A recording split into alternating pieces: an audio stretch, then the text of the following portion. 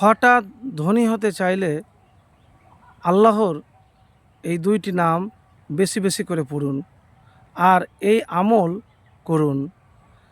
প্রিয় ভাই, হঠাৎ করে ধনী হতে চাইলে তো ধনী হওয়া যায় না। ধনী হতে গেলে আপনাকে পরিশ্রম করতে হবে আল্লাহর উপর ভরসা নিয়ে, আল্লাহর নাম নিয়ে। এবারে কিভাবে আপনি দুনিয়াতে ধনী হবেন তার কিছু উপায় বা আমল আপনাকে বলতে পারি। এইগুলি একবার করে দেখতে পারেন।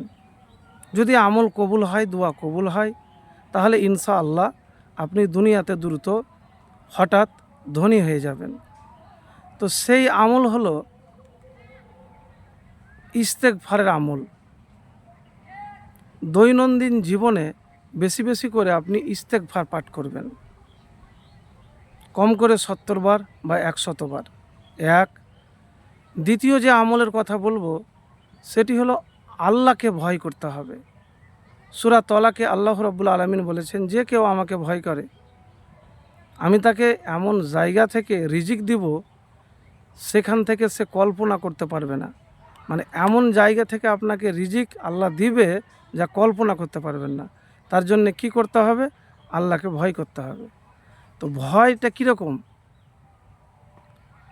এই ধরেন আমি কথা বলছি, তা আমার কথা বলার আগে ভয় থাকা দরকার, চলাফেরাতে ভয় রাখা দরকার, নামাজে ভয় রাখা দরকার। সব কিছুতেই আন্তরিকতার সাথে আপনাকে ভয় লাগবে। আর ভয় যদি না থাকে তাহলে দুনিয়াতে আপনি রিজিক তো পাবেন, কিন্তু সেই রিজিকে বরকত থাকবে না, শান্তি থাকবে না।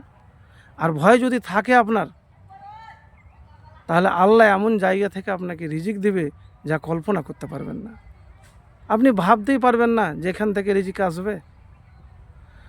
3 নম্বর যে আমি উপায়ের কথা বলবো সেটি হলো নিয়মিত পরিশ্রম করা, মেহনত করা। মেহনত যদি করতে পারেন, সময়কে অপচয় না করেন, ধরেন কোনো কাজ করছেন, আপনি ব্যর্থ হলেন, তো কখনো আপনি এটা ভাববেন না যে আমি ব্যর্থ হয়ে গেলাম তো আমি ছেড়ে দিলাম। জানেন, দুনিয়ার একটি নিয়ম আছে, হাল ছেড়ে দিলেন মানে আপনি হেরে গেলেন। চেষ্টাই রাখেন, প্রচেষ্টা করেন। তো মেহনত আপনাকে করতে হবে ভাই। মেহনত না করতে গেলে কোনো কাজ হবে না। যতগুলো দুনিয়াতে নবী রাসূল এসেছেন তারা সকলেই কোনো না কোনো কাজ করেছেন। তো কাজ আপনাকে করতে হবে সততার সাথে, আল্লাহর নাম নিয়ে, আল্লাহর উপর ভরসা রেখে। এবারে আমি আপনাকে বলবো আল্লাহর যে 2টি নামের কথা আপনাকে বলবো, এই নাম দুটি বেশি বেশি করে পড়তে পারেন। আল্লাহর নাম যদি পড়ে আল্লাহর কাছে দোয়া করেন, হাত উঠিয়ে দোয়া করেন, তাহলে হতে পারে আপনার দোয়া যদি কবুল হয় তাহলে আপনি দুনিয়াতে হঠাৎ ধনী হয়ে যাবেন। তো সেই নাম দুটি হলো আল মালিকু, ইয়া রাজ্জাকু, ইয়া মালিকু। তো এই আল্লাহর 2টি নাম বেশি বেশি করে পড়বেন। একবার আমল করে দেখুন। আর প্রত্যেক নামাজের আজানের পরে আপনি দোয়া করবেন। এবারে বলবেন আজানের পরে কেন আমি দোয়া করব?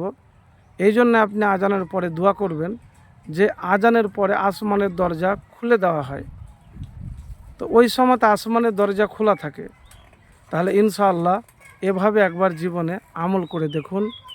ইনশাআল্লাহ দেখবেন একটি ছোট্ট যে কোনো ব্যবসা সততার সাথে শুরু করুন। সেটা ব্যবসাটা হালাল হতে হবে, মনটাকে শুদ্ধ করতে হবে, কাউকে দেখতে হবে না।